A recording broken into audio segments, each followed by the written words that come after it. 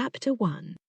Detective Jane Doe arrives in the small town of Clearwater on a sunny afternoon in May. She's been sent to investigate a robbery that took place at the local jewelry store a week ago. As she drives through the winding roads that lead to Clearwater, she takes in the sights of the quaint town. She notices the well-manicured lawns, the charming brick buildings, and the slow pace of life that seems to prevail in this corner of the world.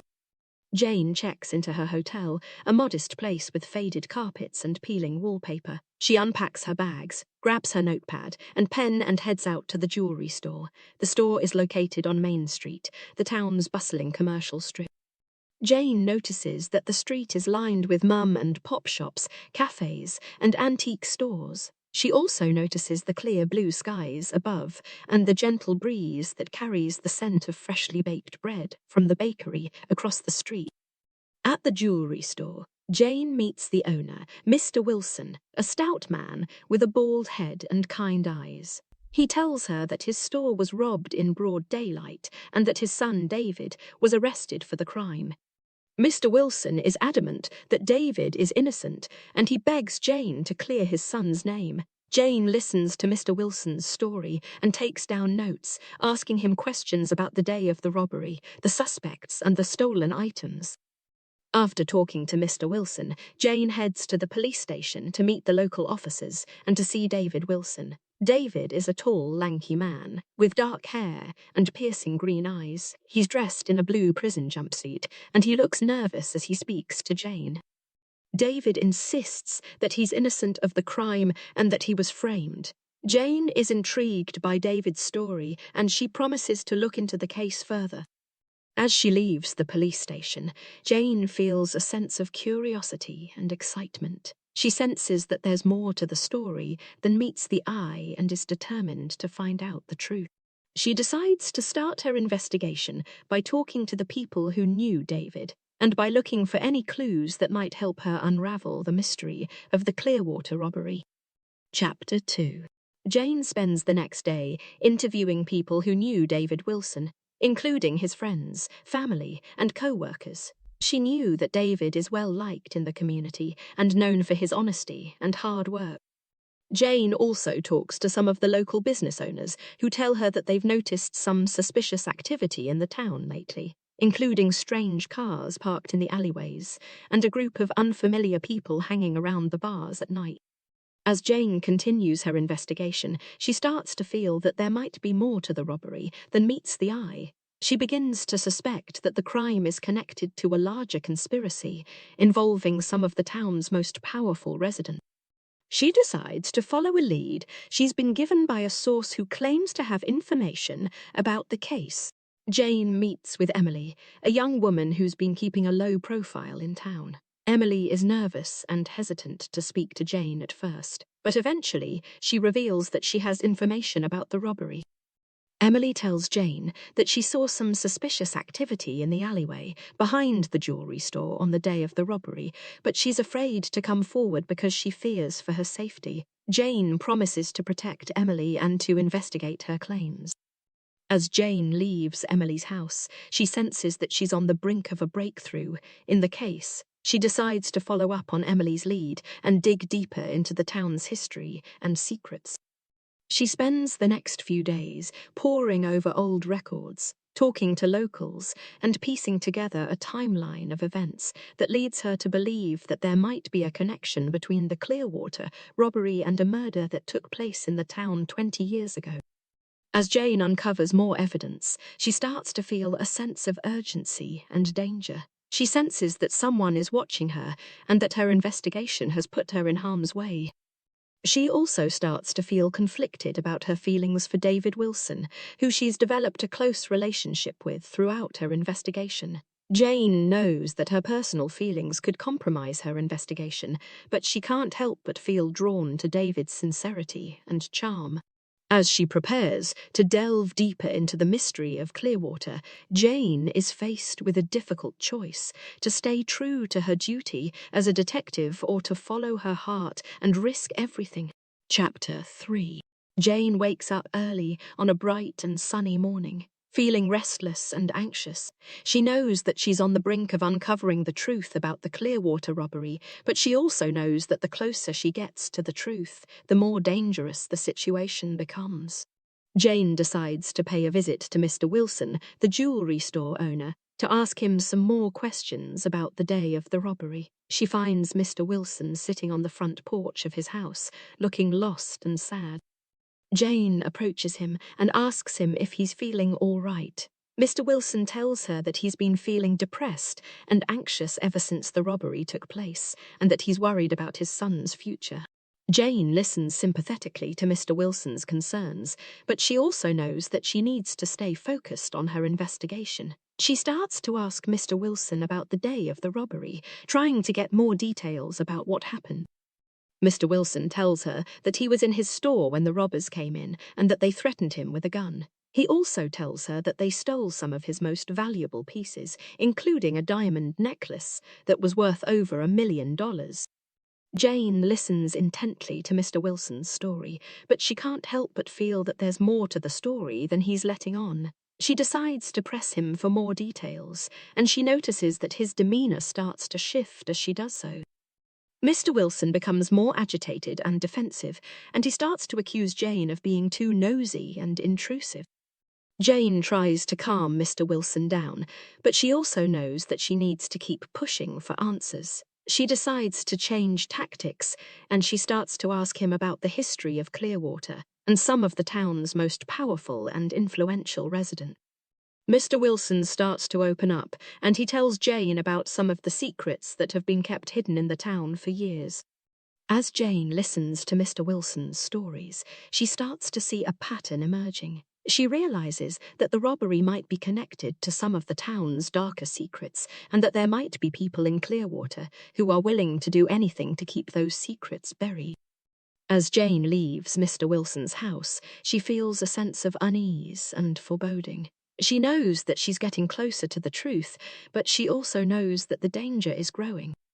She decides to head back to her hotel room and review her notes, trying to make sense of the tangled web of secrets and lies that she's uncovered so far. Chapter 4. Jane spends the rest of the day poring over her notes, trying to make sense of the information she's gathered so far.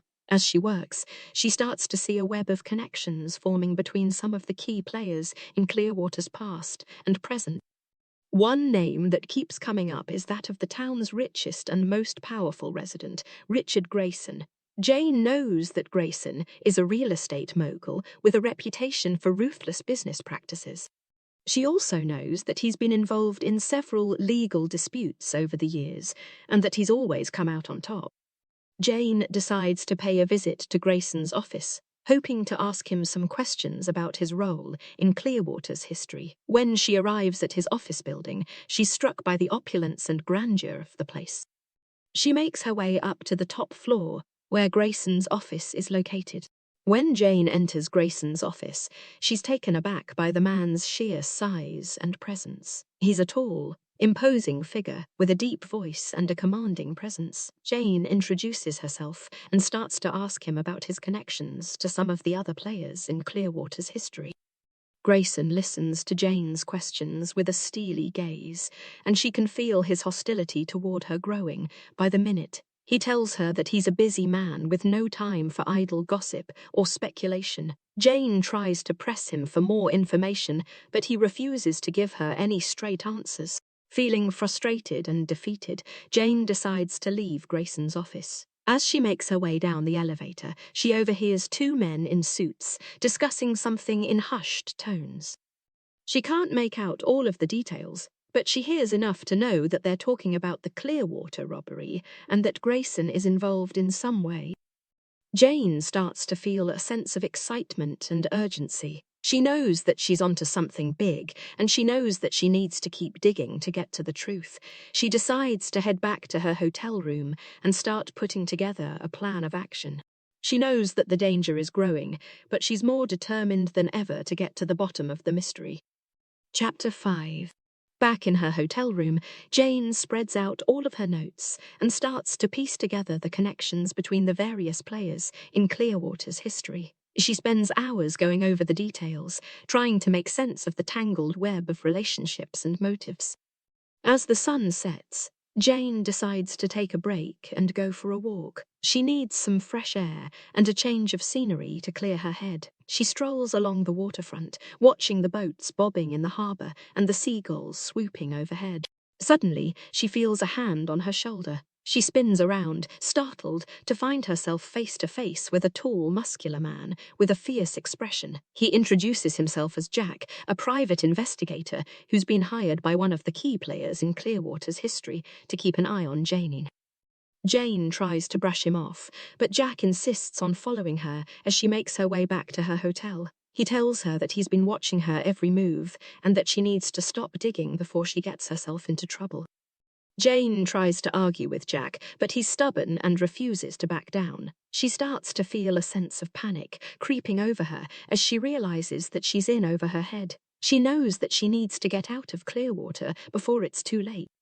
She returns to her hotel room and starts packing her bags. As she's zipping up her suitcase, she hears a knock at the door. She hesitates for a moment, but then decides to answer it. Standing in the hallway is a man with a rugged, weather-beaten face and piercing blue eyes. He introduces himself as Tom, a local fisherman who's been keeping a close eye on Jane's activities. He tells her that he's been watching the situation in Clearwater unfold for years and that he knows more than anyone else about what really happened on the night of the robbery. Jane feels a surge of hope and excitement. She knows that Tom could be the key to unlocking the secrets of Clearwater's past. But she also knows that she needs to be careful. She can't trust anyone in this town, not even Tom. As she invites him into her hotel room, Jane braces herself for whatever revelations he might have in store for her. She knows that her life could be in danger, but she's more determined than ever to uncover the truth. Chapter 6. Tom sits down in a chair and starts to talk. He tells Jane about the night of the robbery and how he was out fishing when it happened. He saw a boat speeding away from the harbour and knew something was wrong. When he got back to shore, he found out about the robbery and the murder. Jane listens intently as Tom tells his story. She can feel the weight of the secrets he's carrying, and she knows that she's one step closer to uncovering the truth. But as Tom speaks, she also senses a hesitation in his voice, a reluctance to reveal everything he knows. After a moment of silence, Tom looks at Jane and says, "You need to be careful. There are powerful people in this town who will stop at nothing to keep their secrets hidden." Jane nods, her heart pounding in her chest. She knows that she's in danger, but she's determined to see this through to the end. As Tom leaves, Jane returns to her notes and starts to piece together the new information he's given her. She realizes that there's more at stake than just a robbery and a murder. There are hidden motives and alliances that she's only just beginning to understand. Late into the night, Jane keeps working, determined to crack the case. She's so focused on her notes that she doesn't even hear the knock at the door. When she finally looks up, she sees Jack standing in the doorway. His face is grim, and he tells her that she needs to leave town immediately. "You're in too deep," he says. "You have no idea what you're up against."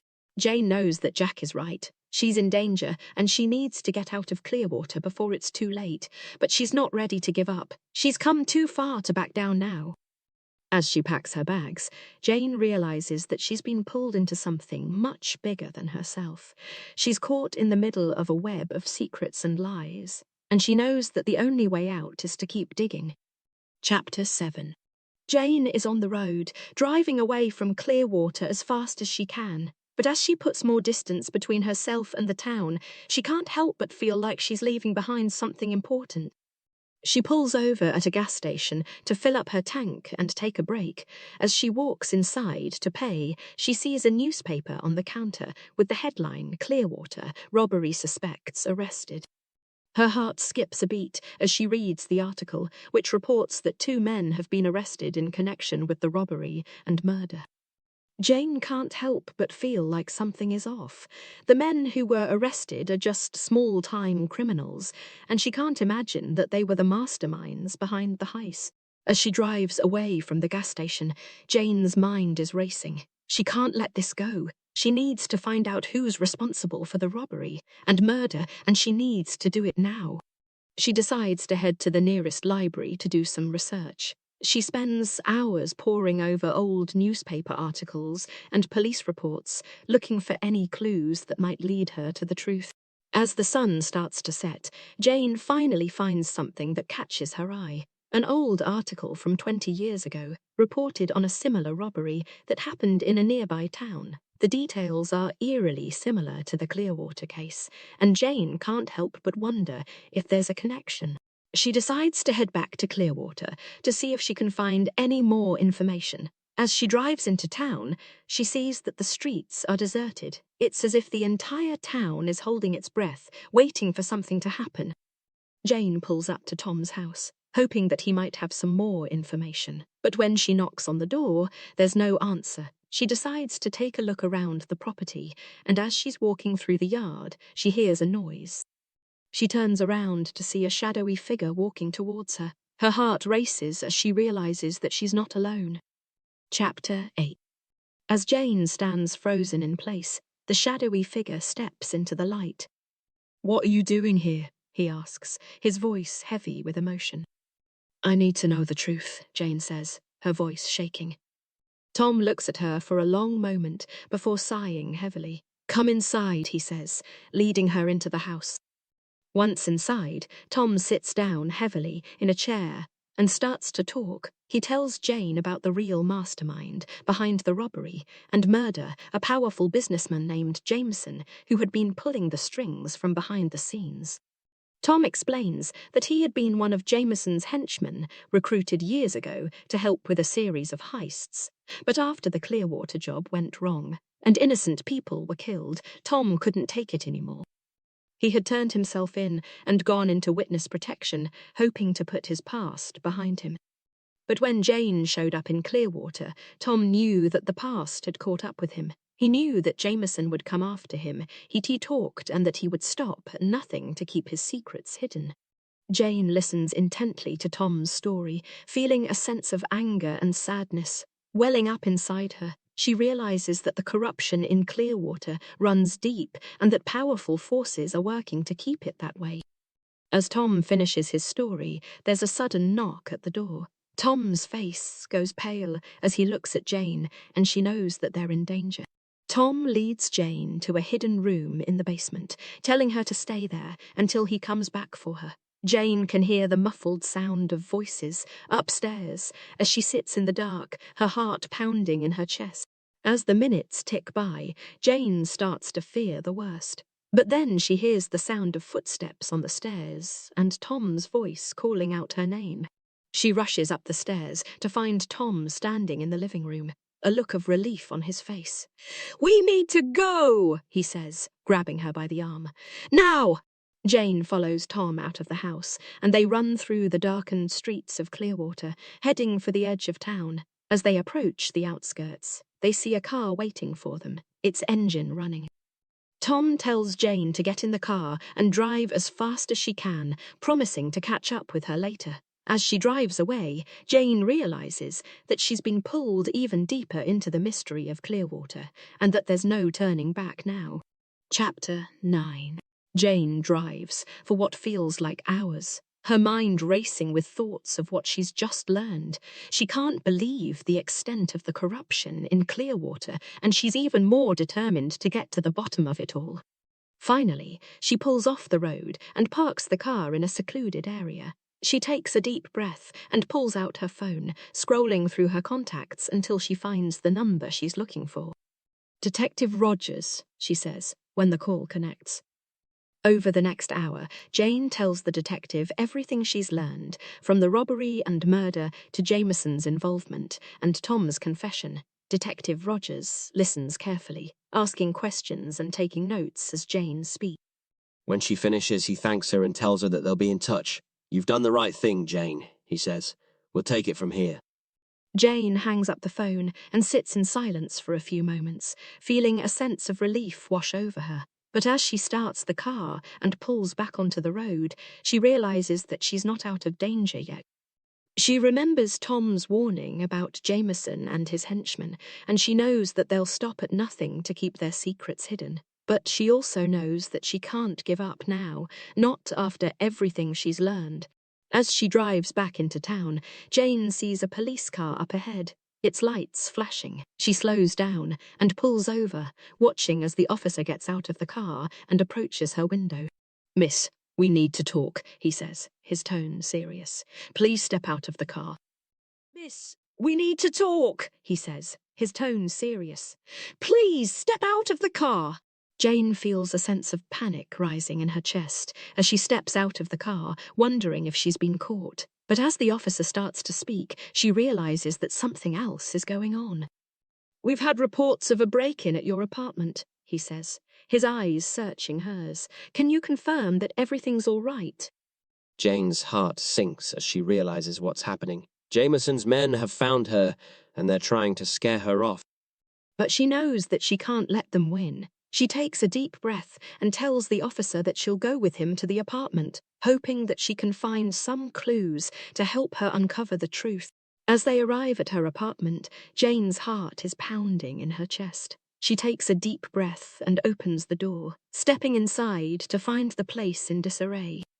The furniture has been overturned, the drawers pulled out, and her belongings scattered across the floor. But as she looks around, she realizes that something is different.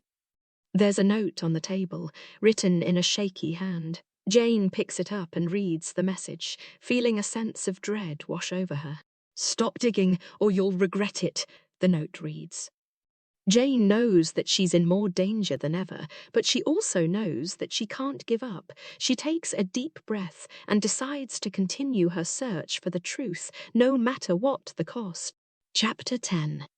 Jane spends the night at a friend's house, unable to return to her own apartment after the break-in. She barely sleeps, her mind racing with thoughts of what she's discovered and what she should do next. The next morning, she wakes up early and checks her phone. There's a message from Detective Rogers asking her to come down to the station as soon as possible. Jane takes a deep breath and heads out, her heart pounding in her chest. When she arrives at the station, she's led into a small interview room. Detective Rogers is waiting for her, along with another officer. "Jane, we have some news," Detective Rogers says, his voice grave. "We've been investigating the information you gave us, and we've found some troubling evidence." Jane's heart sinks as he lays out the details. They've discovered links between Jameson and a number of other criminal organizations, and they believe that he's been involved in a wide range of illegal activities, from drug trafficking to money laundering. "We're putting together a case against him," Detective Rogers says. "But we need your help. We need you to testify in court and tell us everything you know." Jane feels a sense of fear rising in her chest. She knows that testifying will put her in danger, but she also knows that she can't back down now. "I'll do it," she says, her voice steady, "whatever it takes." The officers nod, and Detective Rogers hands her a card with his contact information. "We'll be in touch," he says. "In the meantime, stay safe." Jane leaves the station, feeling both relieved and terrified. She knows that her life is in danger, but she also knows that she's doing the right thing. As she heads back to her friend's house, she sees a car following her. Her heart races as she tries to lose it, taking turns down side streets and back alleys. But no matter where she goes, the car stays on her tail. Finally, she manages to lose it and heads to a coffee shop. She orders a coffee and sits down, trying to catch her breath. As she sips her coffee, she notices a man sitting at the next table, watching her intently. Jane feels a sense of fear rising in her chest, and she realizes that she's not safe anywhere. She finishes her coffee quickly and heads out, walking quickly down the street. But as she turns a corner, she sees a group of men waiting for her, their faces twisted in anger. "Hey, you!" one of them shouts, stepping forward. "What the hell do you think you're doing?" Jane tries to run, but the men grab her, dragging her into an alleyway. She fights back, kicking and screaming, but they overpower her, holding her down as one of them pulls out a knife. Jane's heart races as she realizes that she's going to die. But just as the man raises the knife, she hears a shout from down the alley. "Hey, what What the hell is going on here? The men turn, distracted, and Jane sees a figure running toward them. It's Tom, looking wild-eyed and determined. He charges into the group, swinging punches and knocking the men to the ground. Jane scrambles to her feet, and together they fight off the attackers. As the last of the men runs away, Tom turns to Jane, his eyes filled with concern. "Are you all right?" he asks. Jane nods, still shaking with fear. "Thanks to you," she says. "I don't know what would have happened if you hadn't shown up." Tom takes a deep breath and nods. Chapter 11. After the attack in the alley, Tom and Jane sit down at a nearby coffee shop to catch their breath. Jane is shaken, but she's also grateful for Tom's help. "Thank you," she says, her voice trembling. Tom shakes his head. "I'm just glad I was there," he says. "Are you hurt? Do you need to go to the hospital?" Jane shakes her head. "I think I'm okay," she says. "Just a few bruises." Tom takes a deep breath and looks at her intently. "Jane, what's going on?" he asks. "Why are you in danger, and why did those guys attack you?" Jane hesitates, unsure if she can trust Tom with the truth, but something in his eyes tells her that he's genuine, that he really wants to help. So she takes a deep breath and tells him everything. Tom listens intently, his face growing more and more serious as she speaks. When she finishes, he takes a deep breath and nods. "I can help you," he says. "I have some friends who can keep you safe, at least for a while." Jane nods, grateful for the offer. As they drive, Tom lays out a plan. He'll take Jane to a safe house, where she can stay until the trial. He'll also contact some of his contacts in law enforcement to see if they can provide additional protection. Jane nods, feeling a sense of relief wash over her. For the first time in days, she feels like she might be able to survive this. But as they drive, Jane's phone rings. It's Detective Rogers, his voice urgent. "Jane, you need to get out of the city," he says. "We've received word that Jameson's men are looking for you, and they're closing in fast. We can't keep you safe here." Jane's heart sinks as she hears the news. She knows that she has to leave, but she also knows that she can't do it alone. "Tom," she says, turning to him, "I need your help. Can you take me out of the city, to a safe place where they can't find me?" Tom nods, his face serious. "We'll leave tonight," he says. "I know a place where we can go, but we have to be careful. We'll have to avoid the main roads, and we can't use our phones or credit cards." Jane nods, feeling a sense of fear rising in her chest. But she also knows that she has no choice. If she wants to survive, she'll have to take the risk. Together, they drive out of the city, watching for any signs of danger. The road is dark and deserted, and Jane feels like they're driving straight into the unknown. But as they drive, she also feels a sense of hope rising in her chest. For the first time in days, she feels like she might have a chance to survive this. Chapter 12. Tom drives through the night, taking Jane to a safe house that he knows of outside the city. The road is bumpy and dark, and Jane can barely see anything outside of the car. She tries to stay calm, but her mind is racing with fear and anxiety.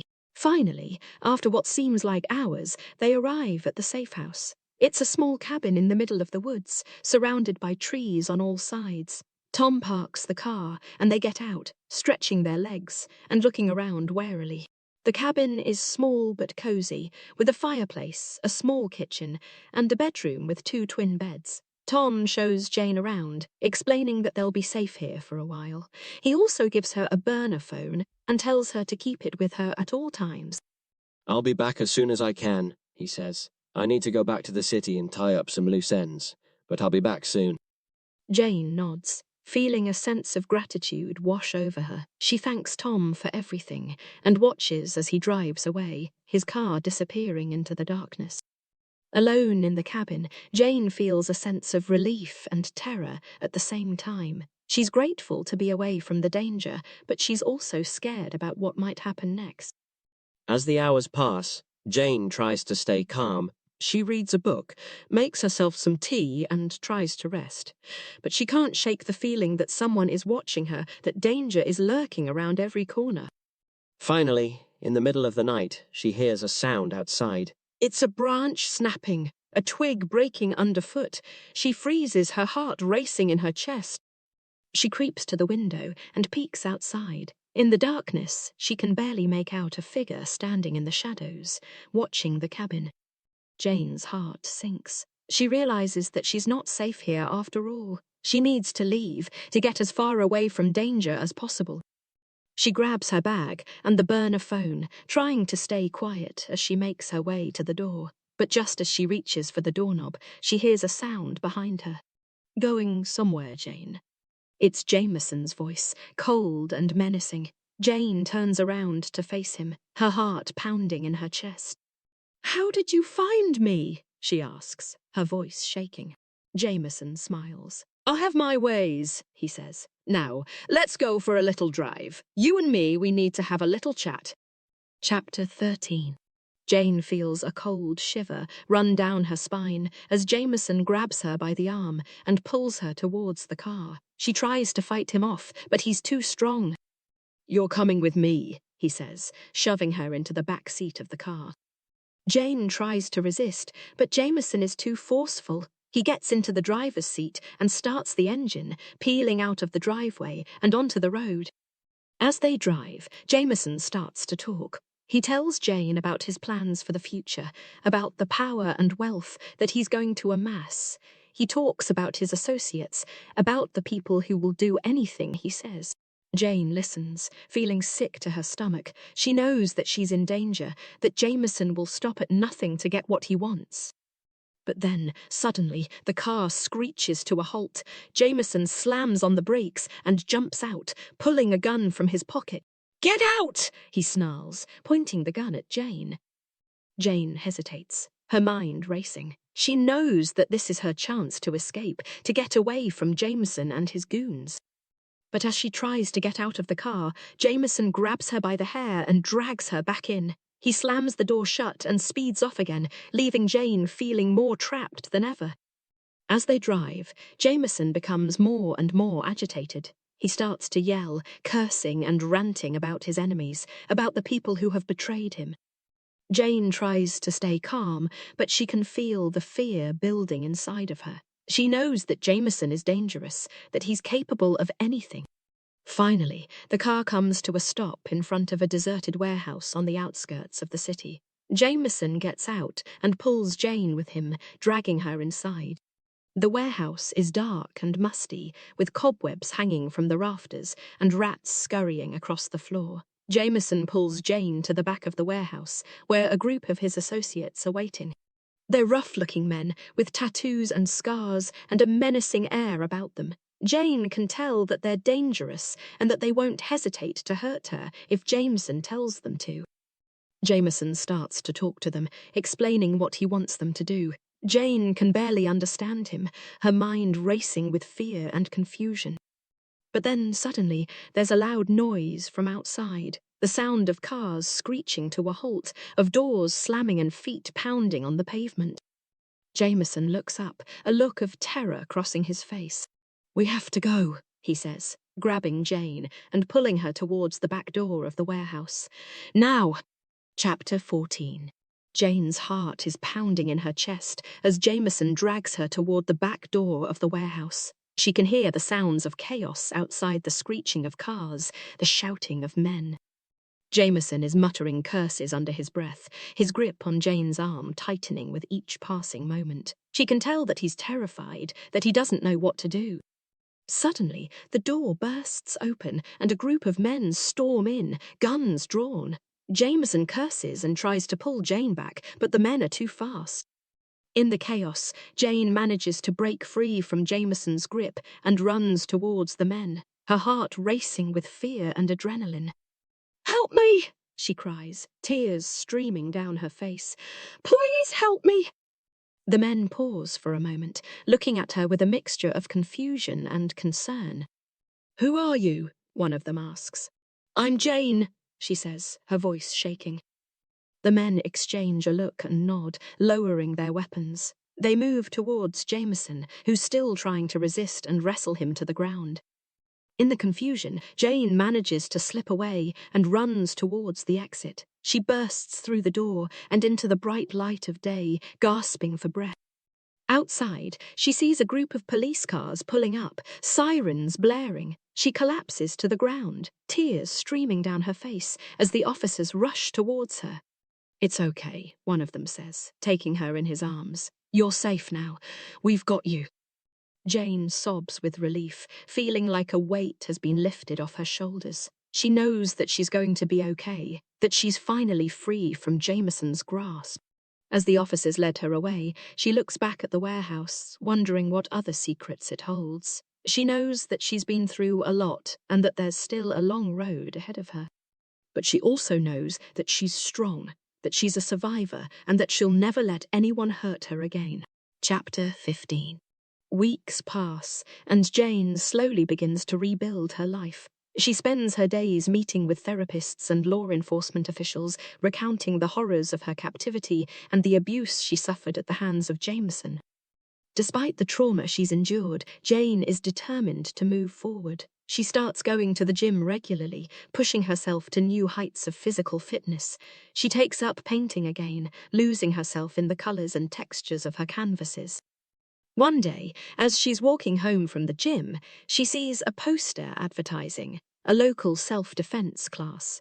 She stops and studies it for a moment, feeling a flicker of something deep inside her. She knows that she needs to learn how to defend herself, to never let anyone hurt her again.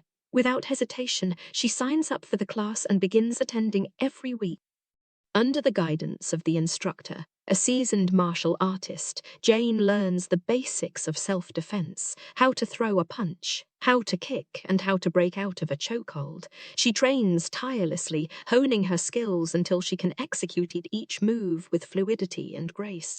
As she becomes more confident in her abilities, Jane starts to notice a change in herself. She carries herself with more purpose, with a quiet strength that radiates from within. She knows that she'll never be the same person she was before, and that the trauma she's experienced will always be a part of her. But she also knows that she has the power to overcome it, that she can build a new life for herself, filled with joy, love, and possibility. As she leaves the gym after another grueling class, she feels a sense of hope that she hasn't felt in a long time. For the first time in a while, she believes that she's going to be okay.